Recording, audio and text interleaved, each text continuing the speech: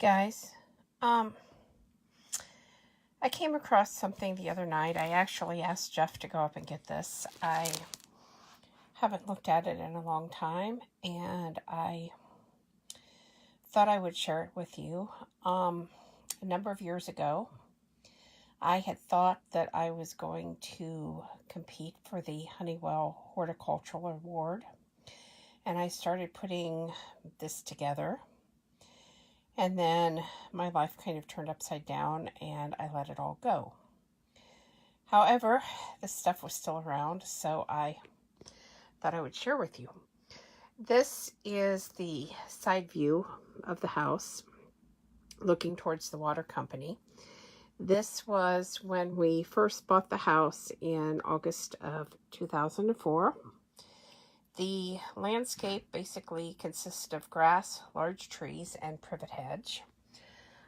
This is where the small vegetable garden currently is. As you can see, there was nothing but some grass. And this, oops, sorry guys. I'm trying to get enough light that you can actually see these. This was after we had moved in and we had started to put some plants and stuff in the ground and around the property.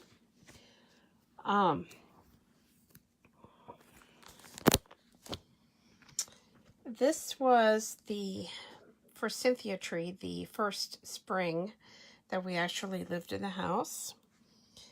And this was one of the bulbs. I'm not sure how well this is actually working.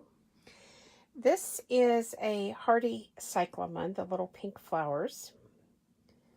And here's, again, gosh, this is what the flowers up close look like. So I'm not sure the cyclamen are still here. I'm pretty sure that they have died off. This was another early spring blooming plant that I had going. I think I need to maybe position this up a little bit so it's getting less of a glare. Some of the tulips that were here in the yard. And of course, hyacinths, which is one of my favorite spring blooming bulbs.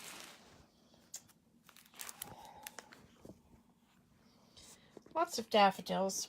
Those of you that have been to the house or around the house in the spring know that I have all different colors and types of daffodils, including some apple-scented ones, which, if memory serves me correct, these are the apple-scented ones.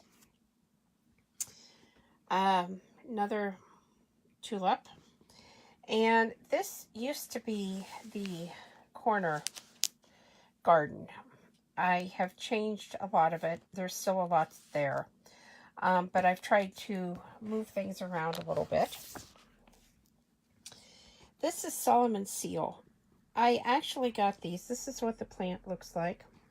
And this is what the flowers look like.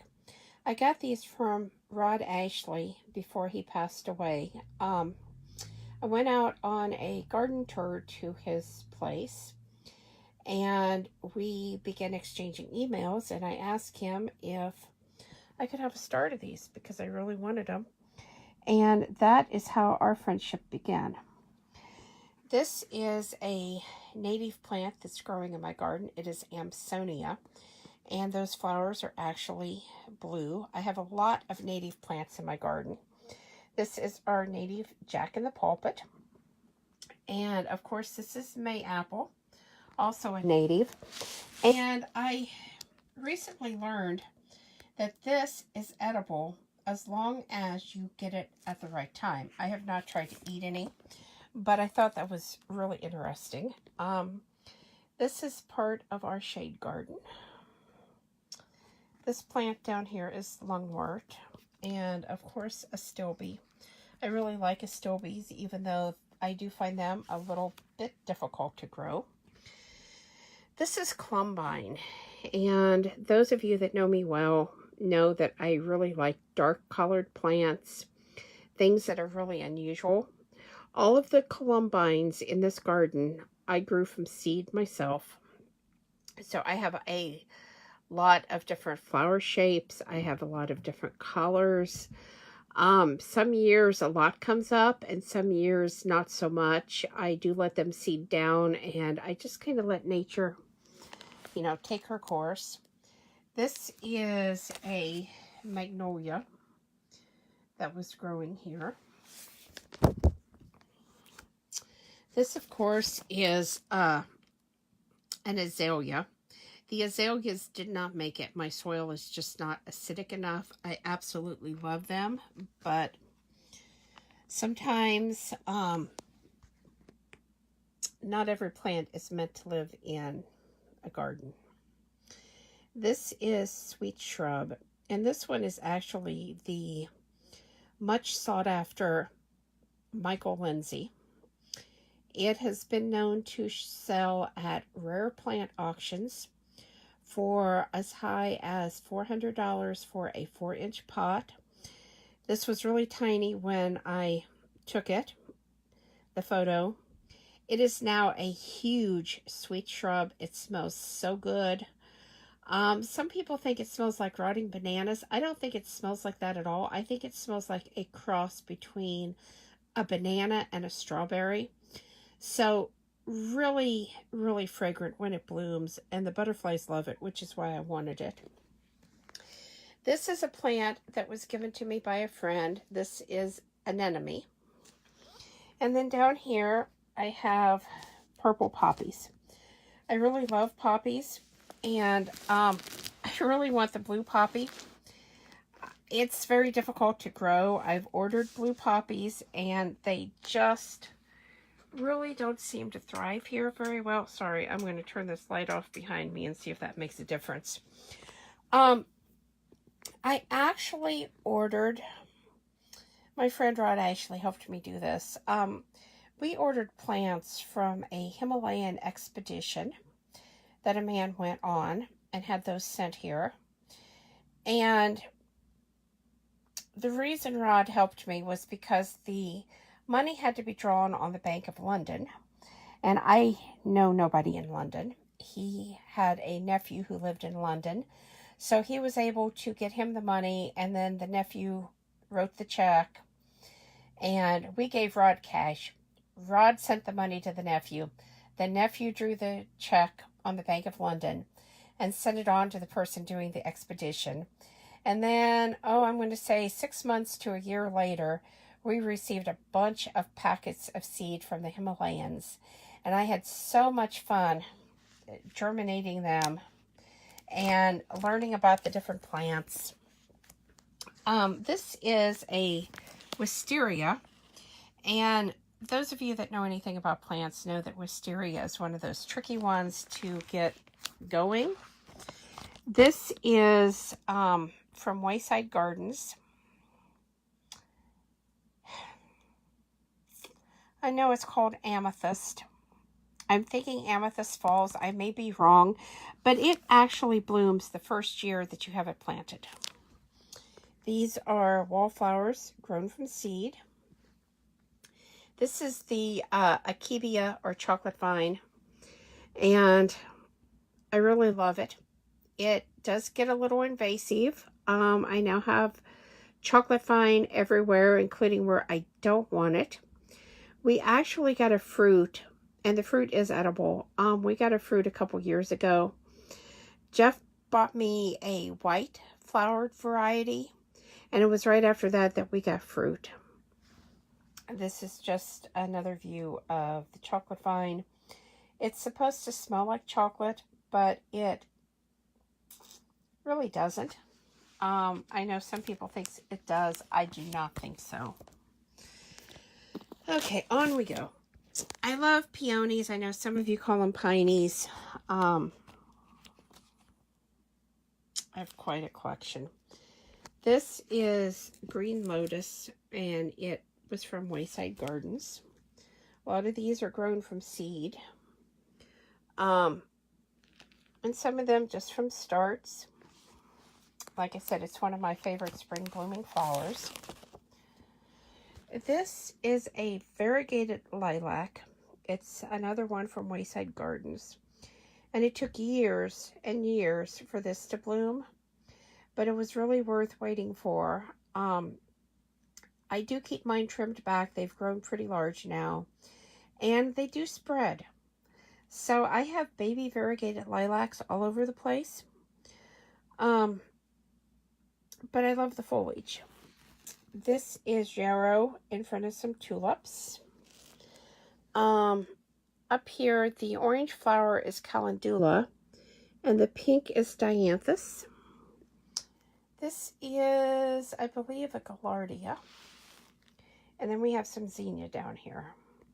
I don't grow a lot of things like zinnias and marigolds and geraniums and petunias, but I do have a few. This is an aster. This one is called Hawk, again grown from seed.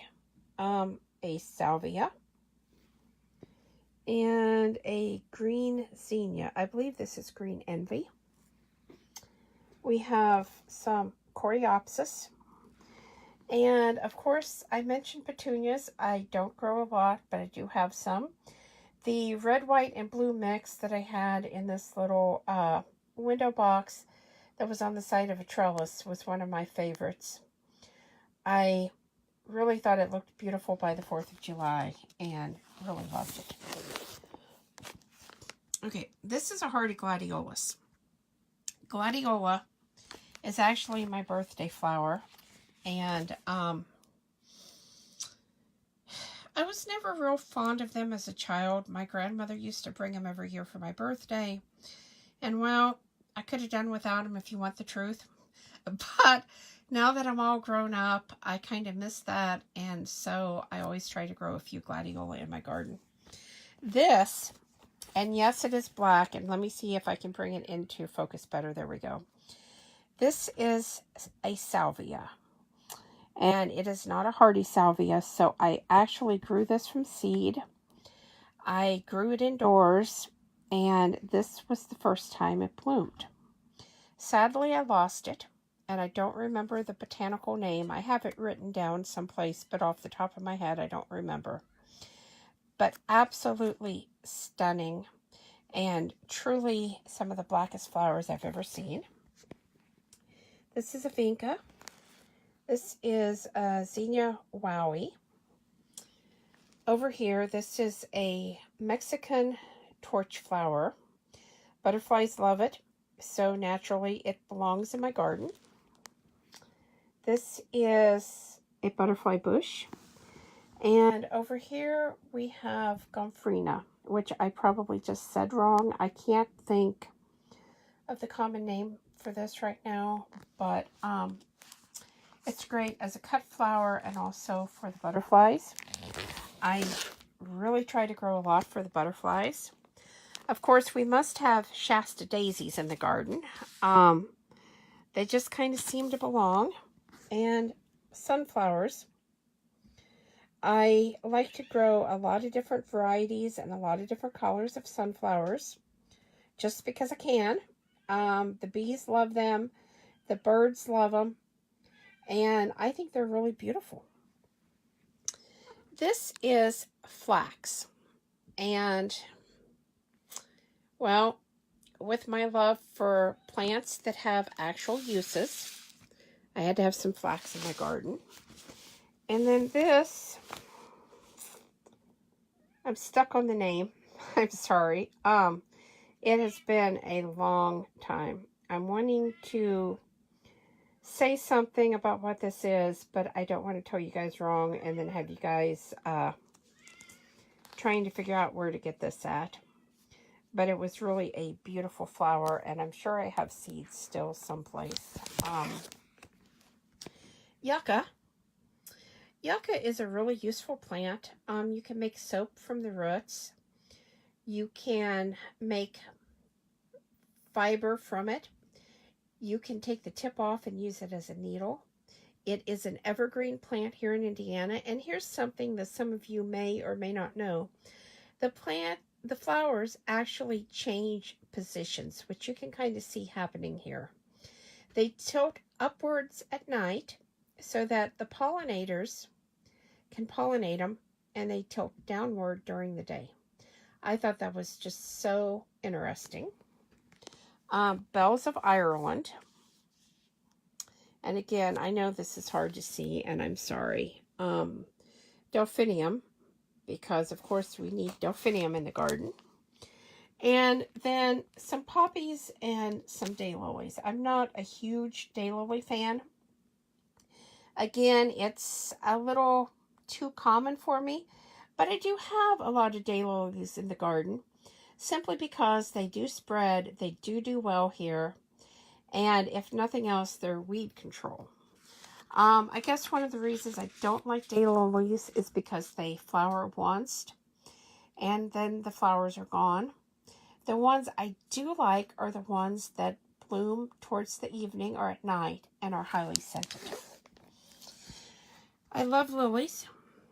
This is a collection of some of the different lilies that I have. And then some of the different daylilies that I have. I really like this one. I like the colors. Okay. This daylily was one of the Star Wars daylilies that came out a number of years ago. And that bloom, now I like that bloom. It is just unusual, and it's really huge. I guess out of all of them, this is my very, very favorite. Just because it's so unusual. These are the orange daylilies, but they're not a single bloom. They're actually a triple bloom, which I love. This is, I know it is fox something. Foxtail lily, maybe.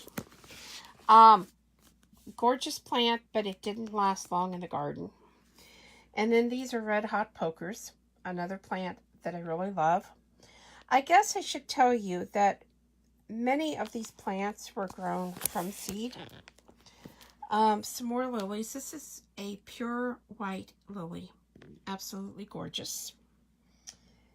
This is, it starts with an A. Yeah. I guess it really has been a long time since I've sat down with all of these. Another lily that I have. This is really tall. I moved it, and sadly a neighbor's dog dug all my great big bulbs up. So I have a few left, but we're starting over again. And this is what it looks like up close. These are really old photos, so I have to have the unusual in the garden. Just because, like I said, this is who I am. These are all hardy here. They've all survived outside and done fine. I think some may have died off over the past few years, but prior to, they were out there. I have a collection of clematis. That is Sweet Autumn Clematis.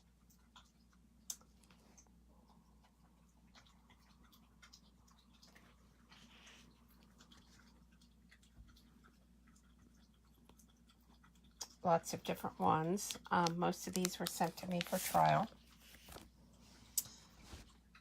Another plant that off the top of my head, I don't remember what it is. This one is from Terra Nova Nurseries. Dan Himes sent it to me, and it's absolutely gorgeous. It doesn't seem to grow a lot here, but it is still alive, and I like it. I'm not going to tell you the common name of these because that's probably going to get me banned. But they come up in the spring, and they have just leaves. And then in August, the flower stem pops up, and they bloom. The botanical is Lycoris, if you want to look them up and look up that common name. This is, the little blue flowers are Love in a Mist. And I love those. They do self-seed in the garden now. This is another view of the original corner garden. And some more Gaillardia. Again, Gaillardia is supposed to be a perennial, but it just doesn't do well in my garden. It's sad because I love it. One of our barn cats. The big purple bulb things in the background are alliums. This is a view of the front garden. The red flowers are bee balm. This is one of my yarrows.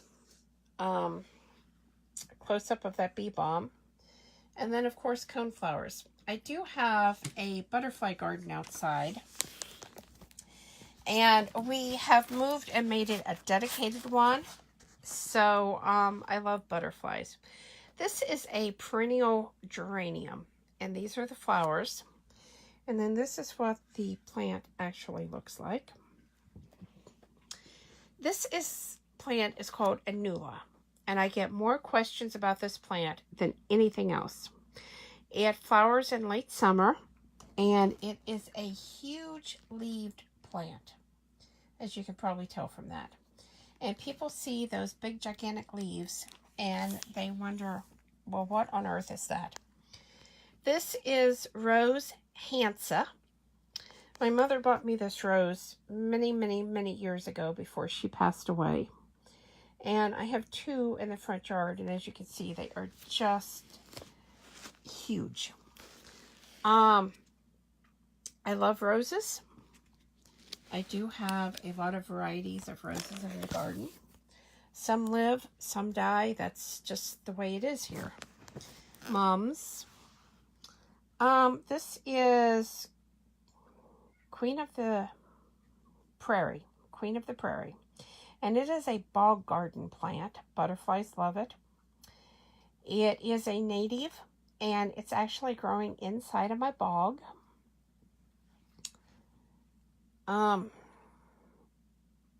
I should know what this is, and again,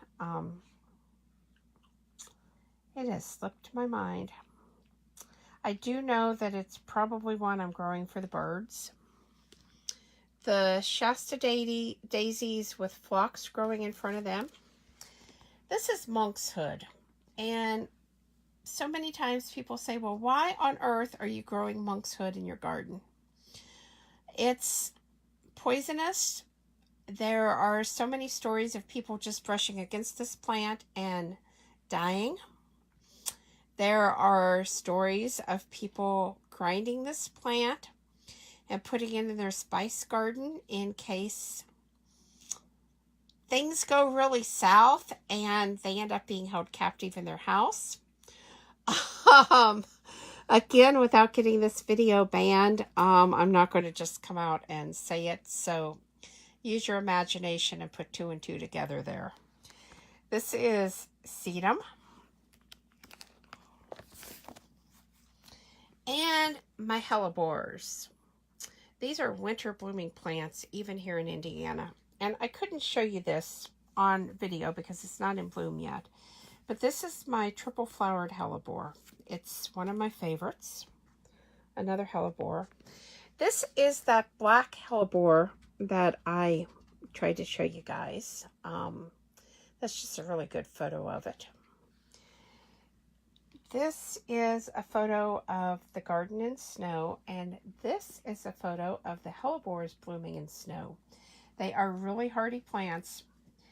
That photo is not photoshopped, as you can probably tell from the dirt and stuff around it.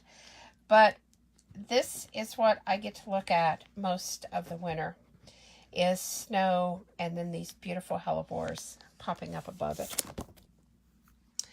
This is witch hazel, also not photoshopped. That's the photo I took with snow on the plant.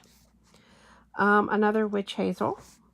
This is a close-up of the witch hazel bloom and a photo of one of my witch hazel trees. And then this is winter aconite up there with miniature irises. If you saw the photo that I just took, it shows clearly how much that winter aconite has spread because now the irises are popping up through it, and it's really, really beautiful.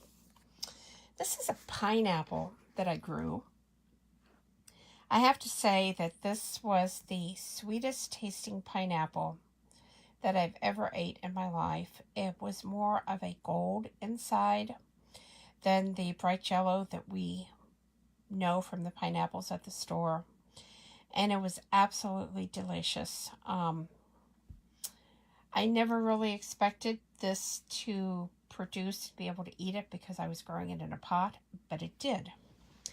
These are lemons and limes that I grew, again, in my greenhouse. And so much better than anything store-bought, honestly. The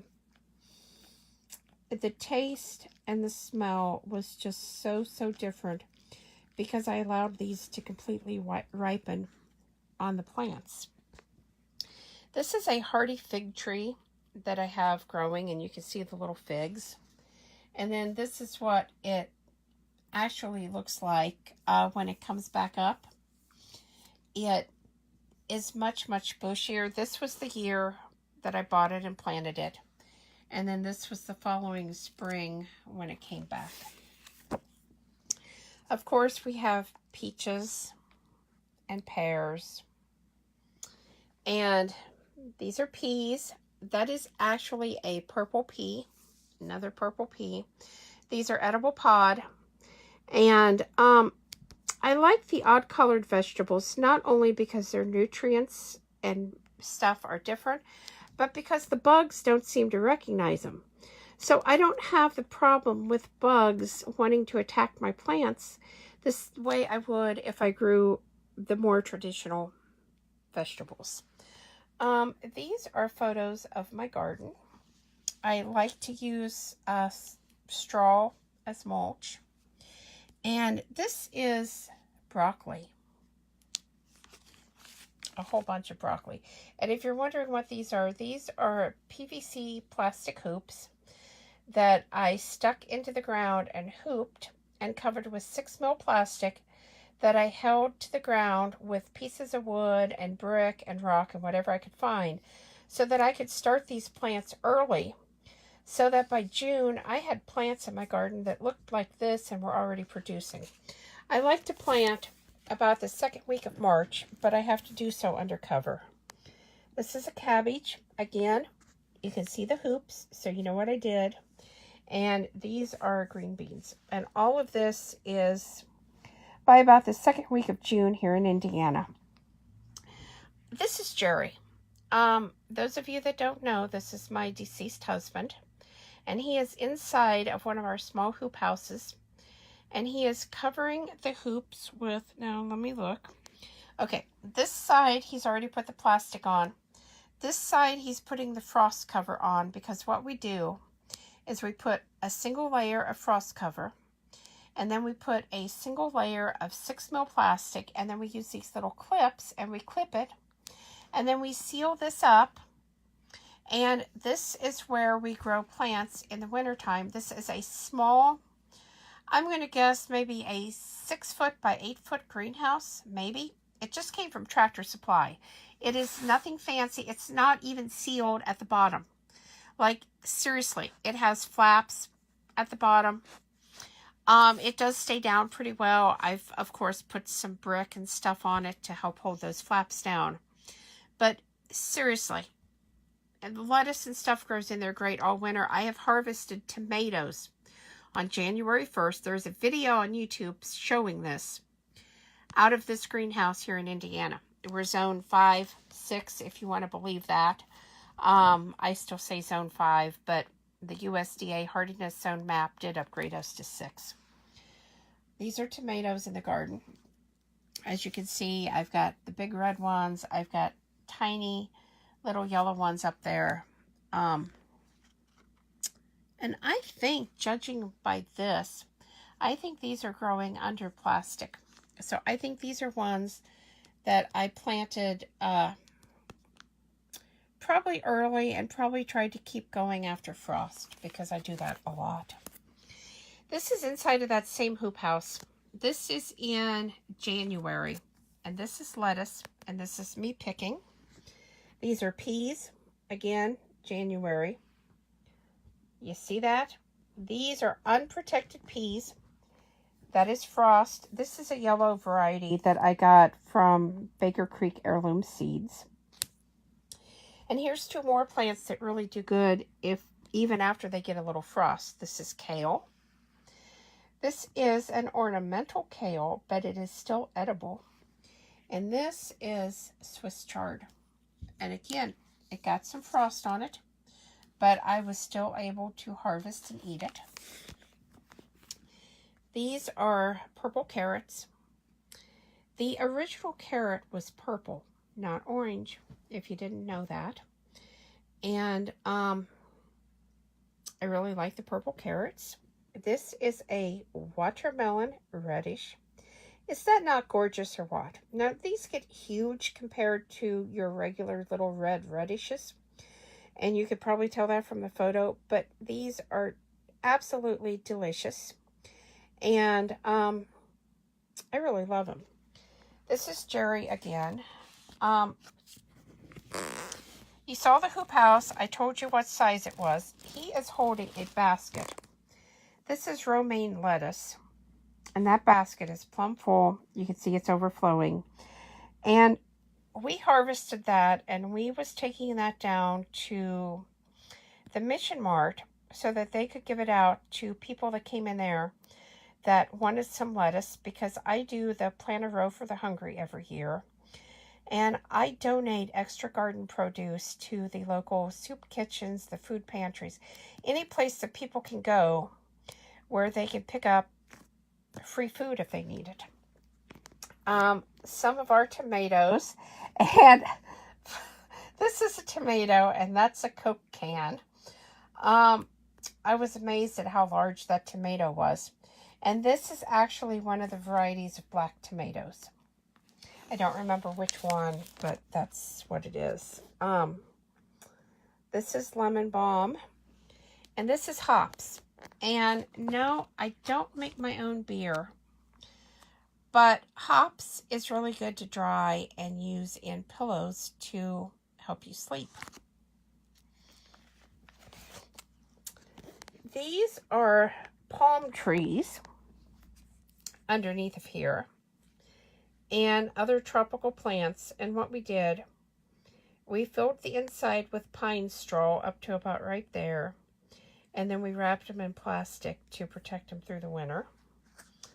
This was the first cold frame that I ever tried to grow lettuce in. And you can see how rough it is. We just stuck some old scrap wood, tacked some 6mm plastic on it. Inside of it, we put a frost cover held up by some tomato cages. And all winter long, I harvested lettuce, arugula, and other plants out of this. This is some of the tropical plants, bananas, palm trees, and stuff that I protected in those covers that I just showed you. This is one of the palm trees that has overwintered here. This is a Chinese fan palm. Nobody thought it would overwinter, but it overwintered for several years right outside my office door. This is a bird bath, and the reason the rocks are in here, bees, butterflies, and other critters need to be able to get a drink without drowning. And butterflies also like to sun themselves on these rocks, so that's what I did. This is a critter hole. No other way to say it, but a critter hole. And we are a certified backyard wildlife habitat, so we do make room for other critters, and as long as they're not destructive, we're good to go. I prefer the butterflies, the birds, the frogs, things like that.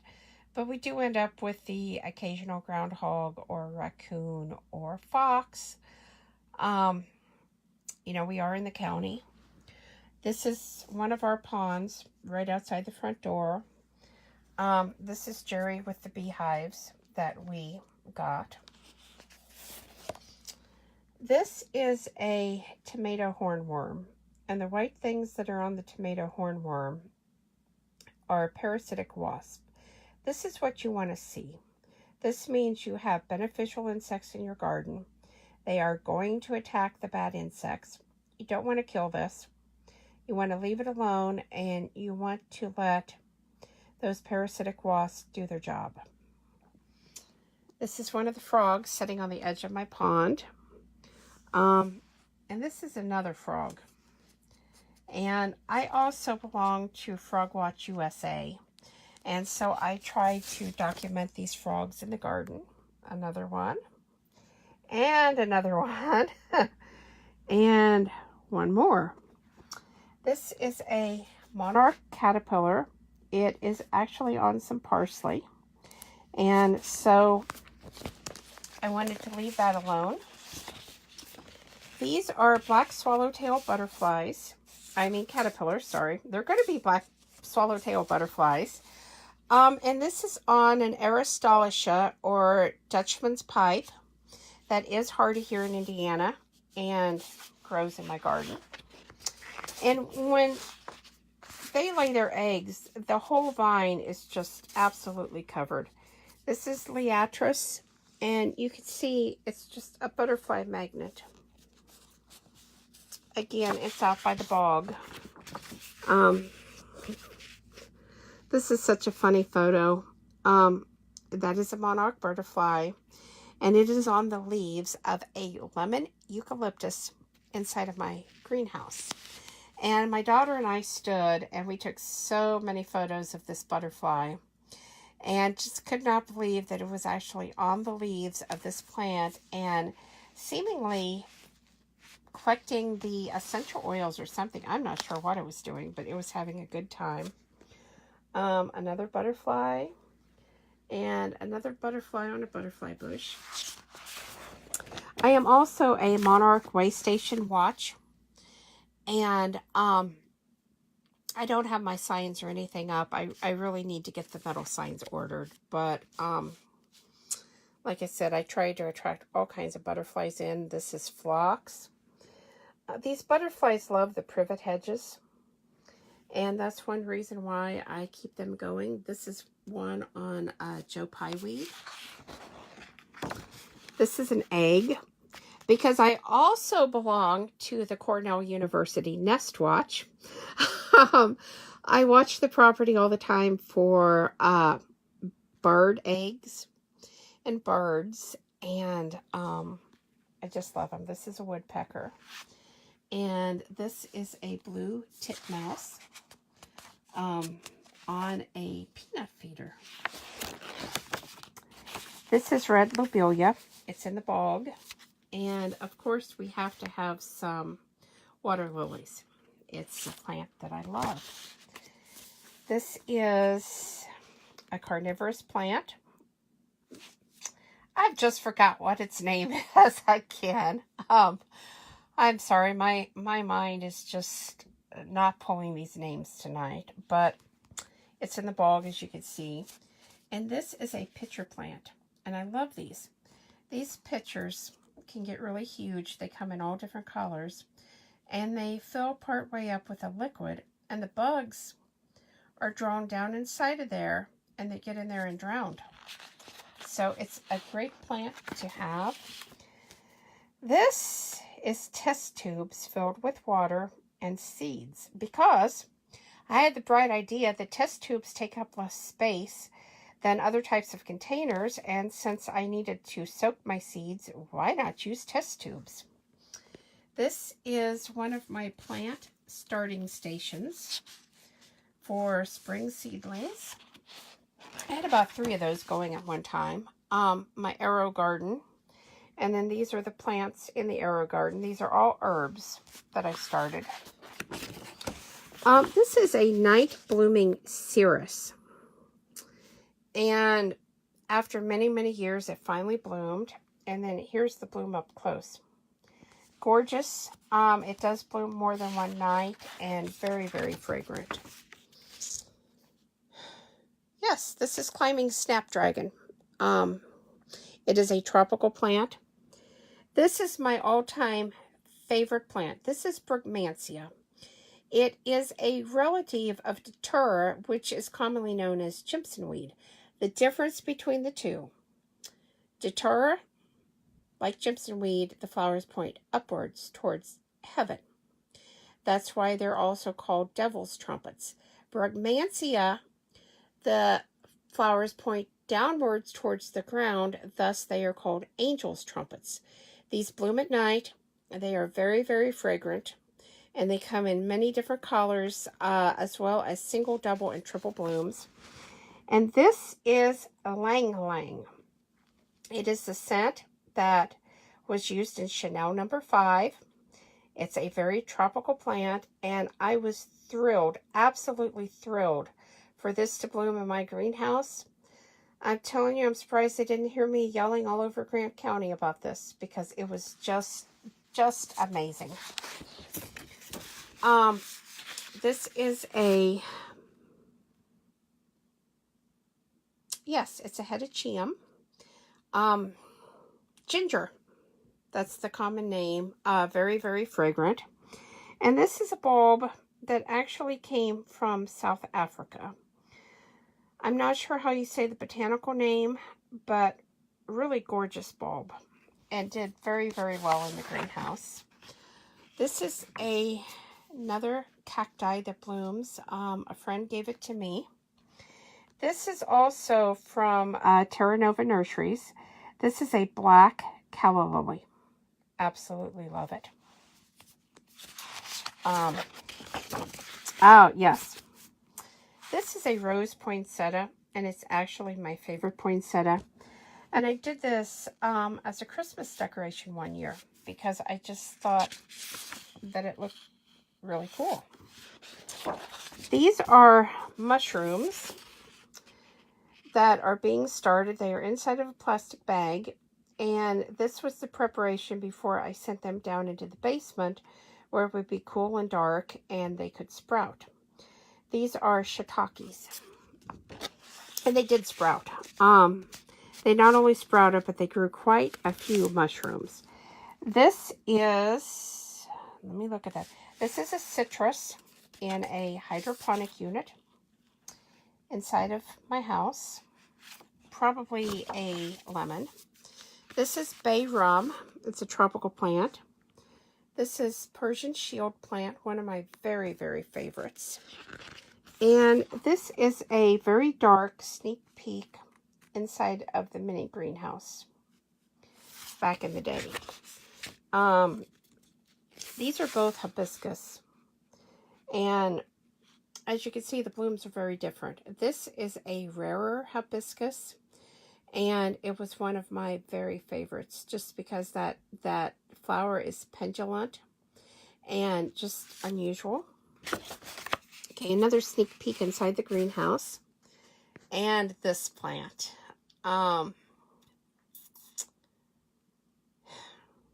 It's called 5-something, which doesn't help you. It is a solanum, which is in the same family as tomatoes, and belladonna, for those of you that know belladonna. And it is an annual plant, and those thorns are very, very gorgeous and very, very sharp. I tested. That's the flower. The flower is nothing to speak of, but just those thorns, just a beautiful plant. And this one isn't coming to mind either, but this is a plant that belongs in a basket. It is a tropical plant. Sarapega. That's what it is. Sarapega. And again, the dark colored flowers is what really got me on this one. This is from Australia. This is called a kangaroo pole. I grew it from seed. They are as fuzzy as what they look and really unique. I know they come in more than just red and green. It just happens red and green is what ended up growing for me. And then, of course, this is a canna. This is my favorite variety because of the mix of colors. I like plants that are really colorful. And we are not done, by the way, for those of you that want to stay on. I just need to, I'm going to set this down. So I'm sorry, I know it's going dark for a moment. but I need to swap out books. Oops. Okay. We are back. Okay. And now we have some other things that some of you may or may not know about. This was in the Chronicle Tribune, and this was when I lived at Deerwood Trailer Park. I had planted a bunch of plants, and I had a bunch of plants donated to me to give to other people in the area. And this was one of the ladies coming to get plants so that they could grow some of their own produce. Of course, St. Martin's was the place that I donated hundreds and hundreds and hundreds of pounds of produce that I grew. Oops, give me a minute. I knew we was going to go through this again. Another photo of that. This is from the Christian Motorcycle Association that I belong to. This was a photo of, let's see. This was one of the, yes, that is my garden. Sorry. And a little note from one of the ladies at the Christian Motorcycle Association about the fact that I was growing produce and donating it. This is a letter from St. Martin's about the donations, and another letter from St. Martin's about the donations that I made. Another letter. They always seem to send letters. At least when Matthew was there, they did. This is a lady that read about the story in the paper of what I was doing and wanted to reach out. This is, Kevin and I actually did this at Walmart. And we went out to Walmart and we handed out brochures about Plant a Row for the Hungry and talked to different people about it and tried to get other people in the community to get involved and donate some of their extra garden produce. This is called a Star Dianthus, one of my favorites, and of course another salvia. This, okay. This was a write-up in the Indianapolis Star where it actually talks about, right there, about me being a Plant a Row for the Hungry coordinator, and that I had got, I think I had 16 different correctional facilities in the state of Indiana that I was sending seeds to that were growing gardens and donating to Plant a Row for the Hungry. Plainfield Correctional Facility was one of the biggest ones that participated, and of course the Indiana Women's Prison donated more than 150 pounds and in 2004. This is a watermelon in my garden. This was one of my book signings out at Walden Books when it was still there. One of the roses in my garden. This was when I went to Carol Lee's Herb Farm, which is no longer there, and I gave a presentation on lavender. How to cook with it, how to grow it, what else you can do with it. This was Evening Garden Club, and I was a member for a number of years and participated in many, many things, including the Christmas trees that they used to put up out at the mall. This was a thank you for presentations that I gave at the library. Because I used to do that a lot too. This was a thank you for giving a gardening presentation at a local church here. And again, I know you guys can't read it very well. This is Lingantana. Yes, I can't remember the name.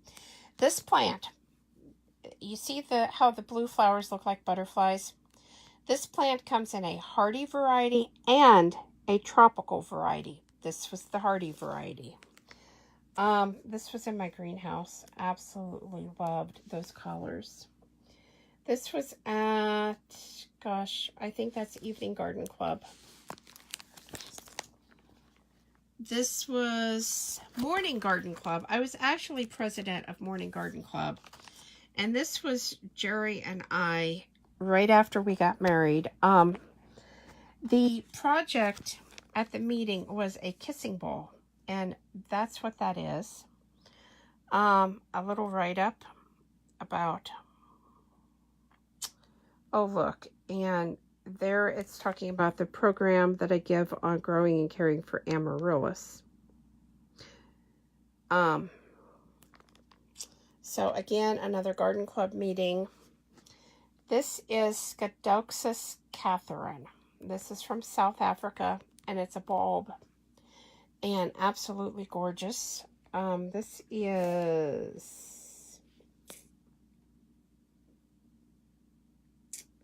Yep, I know it and I can't think of it. Another garden club meeting. This is a celosia, and I want you to look at the size of that. That is not a blown up photo. That is not a photoshopped photo. This is a variety of celosia seeds that I got. I'm thinking they were Amish seeds. And that is the biggest celosia flower I have ever in my life seen. Absolutely gorgeous. This, and Stacy is not watching, this is Theobroma cacao in bloom in my house here in Marion. Theobroma cacao is the plant that chocolate grows on. And I actually got it, as you can see, to bloom. There's a lot of flowers there. We left. We locked the house up. This is when I was at Deerwood. We went to Chicago for a garden writers conference. We came home. We opened the house. I went to look at my chocolate tree to see how well it had done because, well, nobody was in the house to water or care for it. And this is what I found.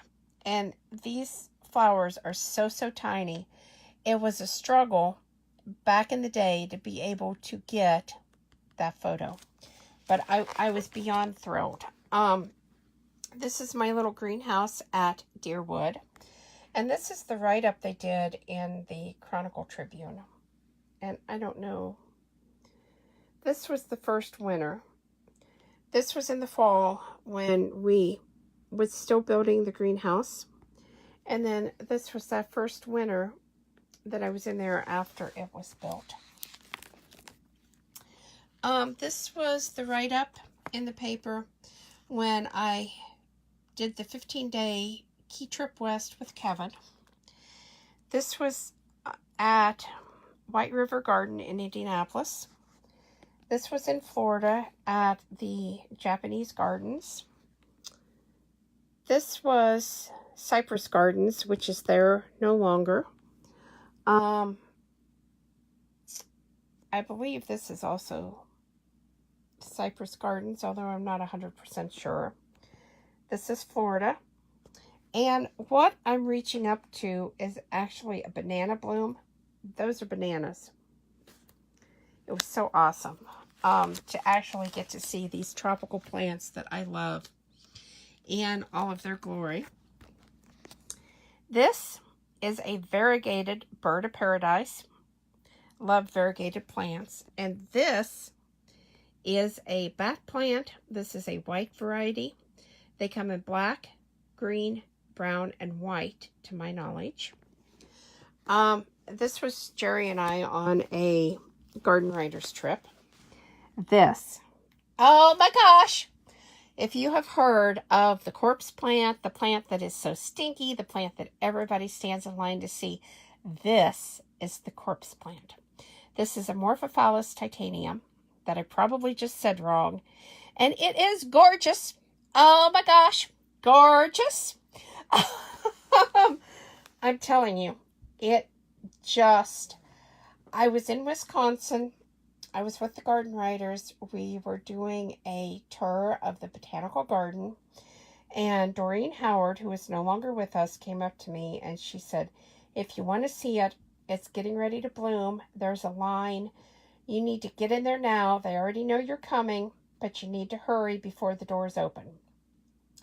And we got inside, and I was able to stand by this plant and see it and get my photo taken. And I just want to say it was not all that stinky.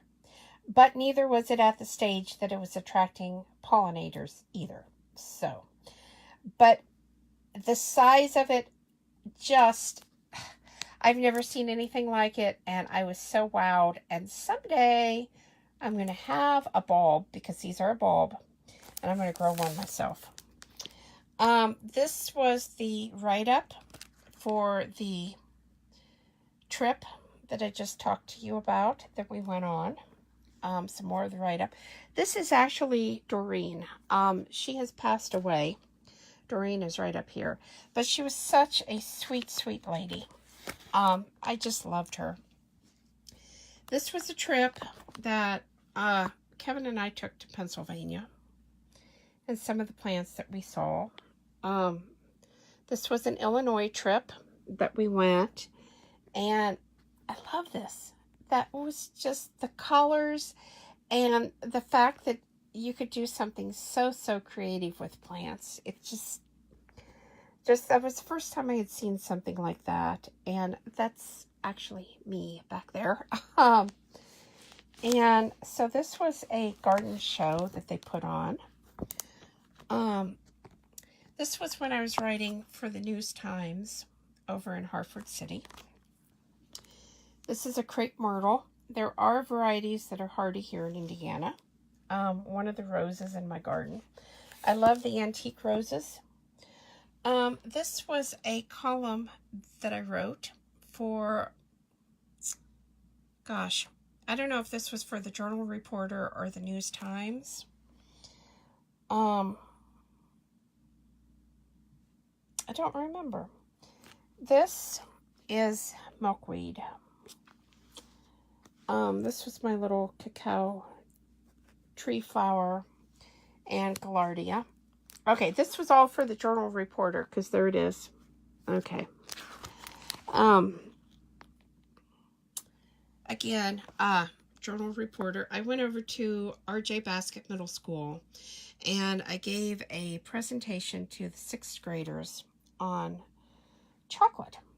And I actually took a pod that I ordered in from my friend Brian in Puerto Rico. And I took a pod and I gave all the kids seeds so they could take home and grow. And again, my little chocolate tree in bloom. This was me doing the presentation to the 6th graders. And it was so much fun to teach them. I got so many letters from these kids. It was so appreciated. I know I'm going kind of fast, but I wasn't expecting this, and when this big packet of letters came, I was just blown away. And look at this little tree. I think the kids really enjoyed the presentation, and I enjoyed teaching them, and it was just a lot of fun. It's a lot different teaching kids than it is adults. And I, as you can see, there's pages of these. It was definitely a good experience, and one that I would do again. And I'm sorry if I'm going too fast. If any of you actually want to see these letters, I can certainly do photographs. I just trying to go fast here, trying to get through this because I have more. There's always more. Again, another gorgeous little drawing.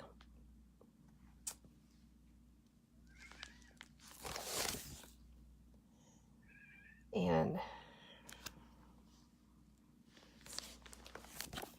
the kids really did seem so excited when they came up and they got their little seed. Okay, there's another one, and another one, and another one. And here is a letter from the Marion Public Library, because I also gave a presentation on chocolate down there. Okay, give me a moment. I have to switch sides because this one flips the opposite way. Okay, a story on me talking about chocolate. This was in the Chronicle Tribune, and there's a photo. Now that must be, yes, this is a small Theobroma cacao tree. And Theobroma cacao, again, is chocolate. This was my garden here at the farm. They came out and they interviewed me, and this was in the Chronicle Tribune. This is me down in Key West at the Tropical Fruit Fiesta. And I was down there to give a presentation on growing chocolate. So I have literally been all over. Daffodil. This was my walkway of iris. Another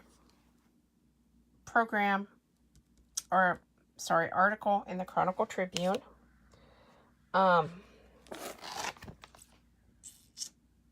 Okay, this was in, gosh, I have no idea, but this was about my Complete Idiot's Guide to Year-Round Gardening. It was a write-up, and I honestly don't remember what paper it was in. These are the little cards I got for both of my books to be able to hand out to people. Okay, this is my Monarch Way Station Program certification. This is from the University of Florida. This is my certificate of completion for the NPDN Online Crop Biosecurity course, because I do all these things. Okay, these are letters from the kids at Westview over in Jonesboro when I went in and did the windowsill project, where I taught them how to grow tomatoes. You can do tomatoes or marigolds. And we did tomatoes. I think we might have had a few kids that did marigolds, but the majority did the tomatoes. And again, I didn't expect these letters, and it was really just so nice.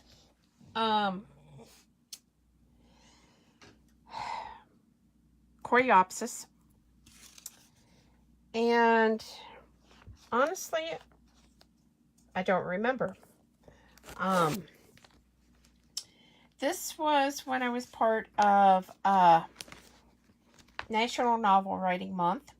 I actually wrote 2 50,000-word art novels twice. That was 2 different years that I did that. So I completed and got my certifications for 2 different years of writing 50,000 words in a month's time. This is the article that was actually in the New York Times on the front page of the dining section. And oddly enough, it was picked up by an international paper because it was syndicated. And gosh, I don't remember the name of that, but that's a printout I did from the internet. And then I also got featured in this article. I believe this was in the, yes, this was in the Chronicle Tribune. And right there,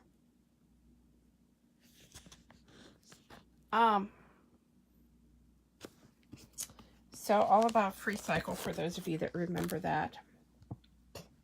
And then this was in the Journal and Courier in West Lafayette.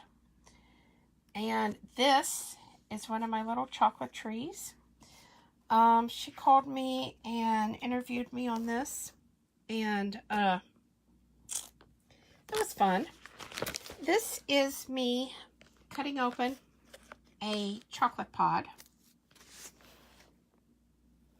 Lots of photos of that. That is a chocolate pod. Doing the presentation at the library. Presentation, lots and lots of props. It is a PowerPoint presentation. Just because I don't want to forget something. Again, lots of props. Presentation, and we are not done. Let me put this away. Give me a moment. I'm sorry, you don't get something very pretty to look at right now, but I need to do one more switch out to get all the goodies that were in here. This is a photo taken with all my books. And I didn't get this stuff actually organized yet. This was a setup that I did, I'm thinking at the 4-H fair. That is corn growing in that container. And yes, it produced, I believe that was either green or blue corn. I honestly don't remember. But it was a container variety of corn. And I did have to hand pollinate because obviously there's not enough plants there to pollinate on its own. Corn is wind pollinated. So I did hand pollinate that, but it was really cool to grow corn in a container. These are turnips. These came from my grandpa's garden. And when he got done with them, I would take my truck out and I would harvest all the extra turnips and daikon radishes. And then I took them to the Mission Mart and other places around town, and I donated. I have an F-350, which is a 1-ton pickup truck. And my truck was plumb full, the whole back end. That's how many radishes and turnips he grew, and that's how much food that I actually was able to donate to people that he was just gonna, let go. I believe this is more of the chocolate presentation. I can't read that, so I don't know for sure. Again, another presentation. This was one of my Master Gardener certificates that I was awarded. Another presentation. I like to do hands-on at my presentation. This was with John Woodmansey at the Master Gardener Conference. And again, me getting an award of some kind. Not sure. Okay. More cardstock. Because I have more to show. Okay, here we go.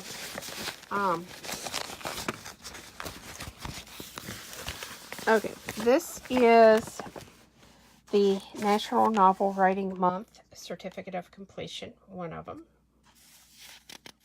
for 2009. This was the Honeywell Horticultural Award thingy that I was putting all this together for, but I never finished. Again, a copy of the article for my book signing here in Marion at Walden Books. And okay, this was, I showed you guys that.